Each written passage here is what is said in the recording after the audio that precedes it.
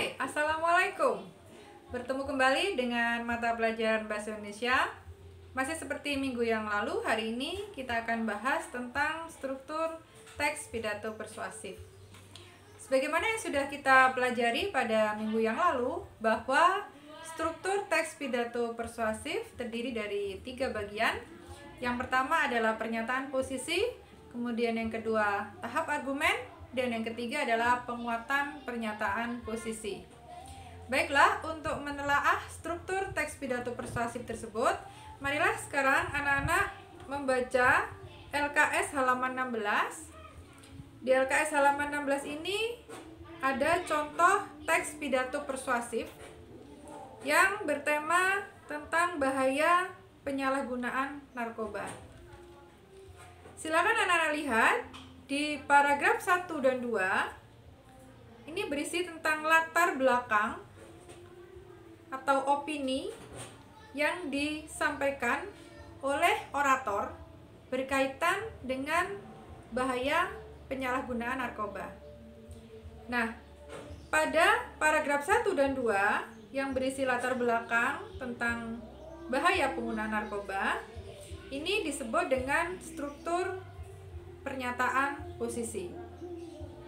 Kemudian di paragraf selanjutnya, yaitu paragraf ketiga, ini berisi tentang pendapat yang dikemukakan oleh orator yang akan mendukung tentang bagaimana bahayanya penyalahgunaan narkoba dan apa saja yang bisa dilakukan untuk memberantas penyalahgunaan narkoba.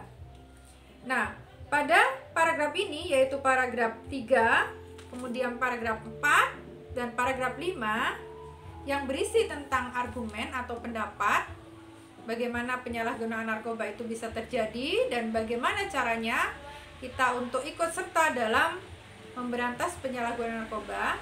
Nah, struktur ini dinamakan dengan struktur tahap argumen. Selanjutnya, di paragraf yang terakhir, ini berisi tentang penguatan pernyataan posisi, yaitu ajakan agar kita menghindari penyalahgunaan narkoba serta kita harus ikut berperan serta dalam pemberantasan penggunaan narkoba. Nah, tahap yang terakhir ini dinamakan dengan struktur penguatan pernyataan posisi. Kemudian kita akan bahas tentang kaidah kebahasaan teks pidato persuasif, di mana kemarin sudah saya sampaikan bahwa kaidah kebahasaan di dalam teks pidato persuasif ada kata ganti orang. Nah, di dalam pidato persuasif ini biasanya selalu menggunakan kata ganti orang. Bisa kata ganti orang pertama, kata ganti orang kedua, ataupun kata ganti orang ketiga. Sebagai contoh di sini. Untuk itu, marilah kita hindari dan jauhi serta berperan serta memberantas penggunaan narkoba. Nah, di sini menggunakan kata ganti kita. Kemudian, berikutnya, atas perhatiannya saya ucapkan terima kasih. Nah, di sini menggunakan kata ganti saya, yaitu sebagai kata ganti orang pertama.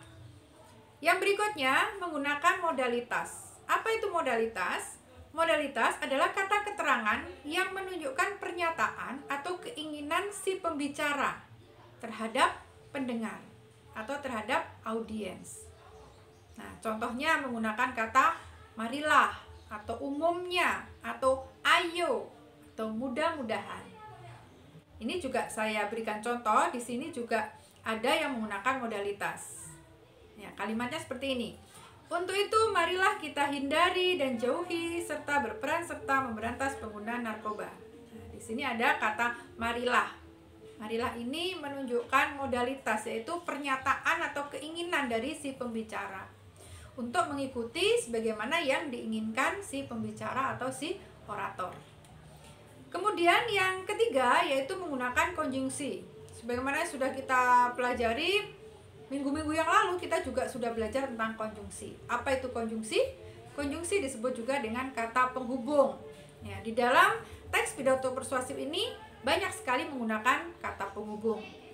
Ada kata dan, dari, bahwa, adalah, yang, jika, maka itu adalah contoh-contoh dari konjungsi atau kata hubung. Kemudian yang berikutnya menggunakan kata teknis. Ini juga sudah kita pelajari di teks laporan percobaan. Kata teknis. Apa itu kata teknis? Yaitu kata dalam bidang ilmu pengetahuan tertentu. Seperti di sini contohnya ada kata zat adiktif.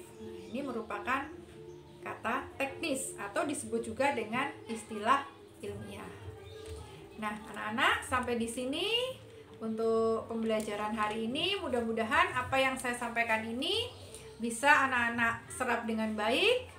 Dan untuk selanjutnya, tugas anak-anak adalah menyajikan pidato persuasif. Ya, nanti anak-anak harus membuat video. Ketika anak-anak berpidato, ini harus di video kemudian dikirimkan pada bu guru. Terima kasih dan assalamualaikum.